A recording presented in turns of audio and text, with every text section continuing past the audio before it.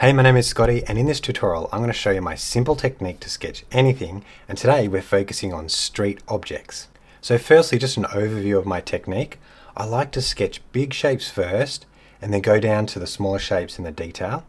And to measure these shapes, to help us get the proportions, I use my dot method. So it's really helpful to measure shapes so they look right. And then with the line work, I keep these lines really loose and impressionistic. So it's a lot of fun and we don't have to worry about mistakes. So we're going to start with the more simple objects that we can create and then go on to the more complex at the end.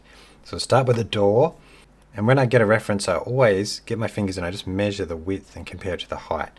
So we see the width here, and I can measure about 2 lengths up to the height of the door there.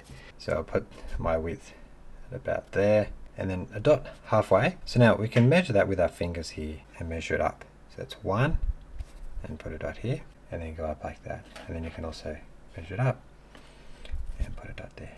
We'll come across from that point over this dot here and then over this dot here. So now I've got a rectangle to draw the door. Connect all those dots up in to make the first main shape. So around the top here, vertical, and at the bottom let's link those two. Go up from that corner, so just go out a little bit, and that distance that you've done up here too, but then we come a bit further down. So see the angle is a bit steeper there. Trying to copy this curve bricks here, so I'm going to move my pen around a bit more. Stop there. Now we get the inside shape of the door. It's almost that same distance, maybe a little bit further than that distance in, angling in a bit. Same on this side. There. Go through those lines up, and a dot there, and then halfway go across and put a dot there, and there. Those ones up. Diamond shape there. And put a dot there, and then coming along these dots and then there, and come down just above the diamond we already had. Lots of concentric shapes. Now I've got all the main shapes, we can add some more detail. So I'll go through each shape. It's going to get more and more steeper like that, coming down, and then they get flatter here, and do the same thing. Every second one add a line in the middle. Okay, and then the next bricks add 2 to see what matches. 2 there, thinner line, and that's that gap under the door. Lots of really interesting lines on this door. They come on the inside there. Looks like a bell, and 2 in the middle. And then this floral pattern of wood. But then you've got a lock up there, and I think we have a door. So now the lamp, I think it would be good to be about the same size. So I'm actually going to make the height of this lamp about the same as the other one. Put those points there. Now just divide it into 3. Now we'll draw this top section here of the lamp, like that. And we'll work out our width. So I'm going to put 2 dots and then come down. So quickly outlining this lamp. Come back in. Now the next section, so let's draw that shape in. That on one side it's about that far out, and about that far out. Goes around, and here. Now the post, so right in the middle here, make sure it's in the middle, and now it waves, so back and forth. Draw that top edge like that, face there in. So now we're just going through some of the detail. It curves from that corner, and then the back edge. So coming around this one, and then into this.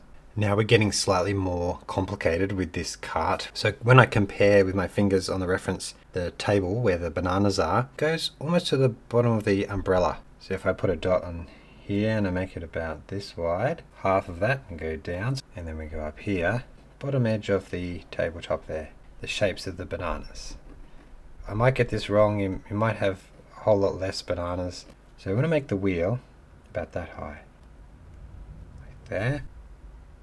The wheel, it's not perfect, but that gives us that shape. Line, and then there, holding on the ground. And now, on either side that comes from this point out, how far does that edge come? Connect these lines now, and then 2, and up, goes up like this. Angle it down. We just do the top of his head, a little cap, and then from the side of the face out for that shoulder. There's another pole here. Follows that same angle as this angle across there. Follow this curve. So following this curve like this. Draw my circle in the middle, and then you can add some more crazy ones. Middle point of the banana, and we go in like this, so curve loopy lines like that. And some green ones, and then a little line for the bottom of the nose and the ear Well, there you go. We've got our cart for the bananas. So we'll draw our next cart down here. So measuring on the reference the width and then measuring it to the height. Well, the width is about the same as the height. So I'll put 2 dots for the width and hold that width and now measure down. But first, we're going to draw the top line there. So let's go up to that point and to this point there. So 1, 2, and then a bit closer on this side, a bit closer together. So it's about from the edge of these golden tassels down to the bottom of the wheel, about halfway, and put a dot there, there.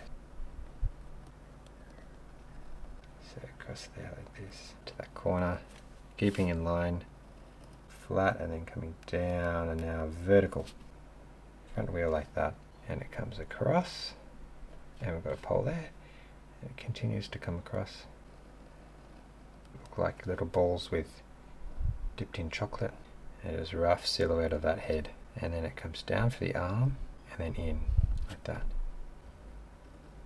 Make them kind of random tokens.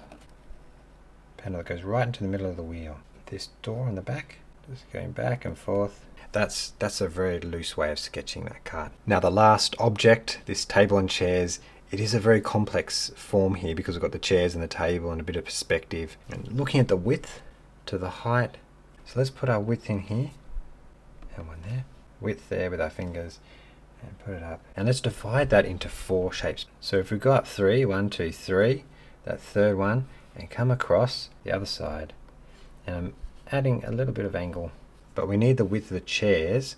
Let's divide that shape into 3. So I'm going to draw a bend in the chair, going down, and go across, goes across, and then we do the top of this one.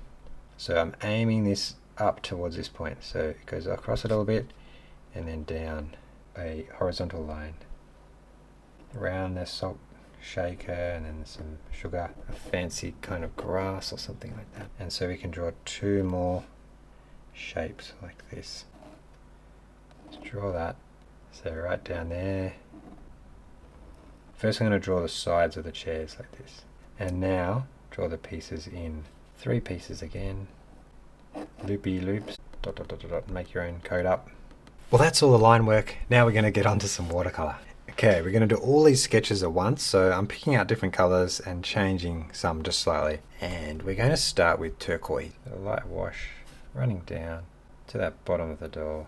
Okay, starting at the top of these chairs, you can make it a little bit darker at the bottom.